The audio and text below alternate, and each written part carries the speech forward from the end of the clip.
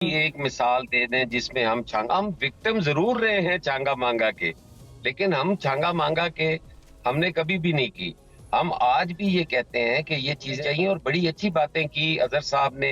मैं तो बड़ा छोटा सा कारकुन हूँ, मैं तो 190 सुन के ही मेरा तो वो हिसाब किताब ही खत्म हो जाता है। तो वो ज्यादा तफसील से बता सकते हैं कि जी। वो उसका बेनिफिशियरी कौन था। अपने पॉलिटिकल माइलेज के लिए आप चोर चोर डाकू डाकू ये चीज ना करें। इस तरह से फ्लोर को रोकना कि किसी का वोट का हक छीन लेना, हम्म। ये तरीका कार नहीं है। ये अदालत को किसने हक दिया है कि अदालत जो है वो ये कह दे कि जुर्म भी नहीं होना, जुर्म भी काउंट नहीं करना और आपको डी सीट भी करना है और तायाद नैल भी आपको करना है।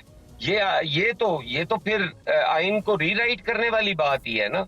एक बात गुजरी बीच में इसी कॉन्वर्जेशन में, अजहर सिद्दीक साहब ने ये क्लेम किया कि वो कह रहे थे मैं तो कसम उठा सकता हूं कि जो तमाम तर एमएनएज एमपीएस थे आप लोगों के, उनको किस तरह से मजबूर करके जबर के साथ रखा गया था तरामीम के लिए, वोट करने के लिए। ये बड़ा टॉल क्लेम नहीं है? 62-63 की जो हमारी एक जंग है वो शायद उस वजह से समझ रहे हो कि शायद मेरी बात से भी मैं कहीं ना डिस्क्वालीफाई हो जाऊं, तो वो इसलिए उनकी बात को हम वजन देते हैं, उनकी कसम की जरूरत नहीं है।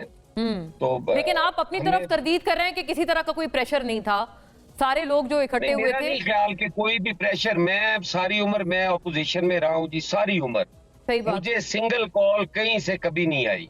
ये जो जलसे की इजाजत का मामला है, जलसे की इजाजत तो होनी चाहिए ना, क्योंकि गुज़िश्ता कुछ रोज पहले शर्मिला फारूकी साहिबा आपकी पार्टी से हमारे साथ थी प्रोग्राम में, उन्होंने कहा कि पीपल्स पार्टी को आप लोगों को भी इजाजत नहीं दी थी पंजाब हुकूमत ने। तो हर प्रोग्राम में ये कह चुका हूँ कि हर पॉलिटिकल पार्टी को इजाजत मिलनी चाहिए। इजाजत जलसे की क्यों नहीं होनी चाहिए? पॉलिटिकल एक्टिविटी होनी चाहिए, वो किसी की भी होनी चाहिए।